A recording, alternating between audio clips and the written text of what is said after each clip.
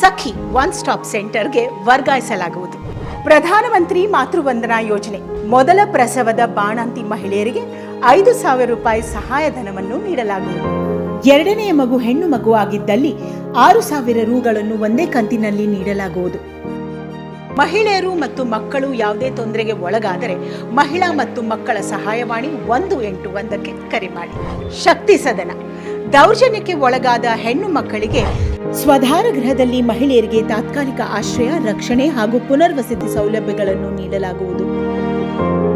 ಮಹಿಳಾ ಸಬಲೀಕರಣ ಘಟಕವು ರಾಜ್ಯ ಮತ್ತು ಜಿಲ್ಲಾ ಮಟ್ಟದಲ್ಲಿ ಮಹಿಳೆಯರಿಗೆ ಸಂಬಂಧಿಸಿದ ಮಾಹಿತಿಯ ಭಂಡಾರವಾಗಿ ಕಾರ್ಯನಿರ್ವಹಿಸುತ್ತಿದೆ.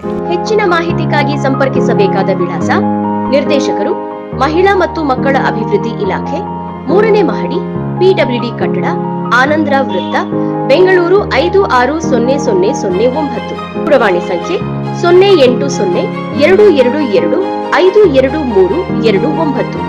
ಸಹಾಯವಾಣಿ ಸಂಖ್ಯೆ 181 ಅಥವಾ 1098. ಪ್ರಕಟಣೆ: ನಿರ್ದೇಶನಾಲಯ, ಮಹಿಳಾ ಮತ್ತು ಮಕ್ಕಳ ಅಭಿವೃದ್ಧಿ ಇಲಾಖೆ, ಕರ್ನಾಟಕ ಸರ್ಕಾರ.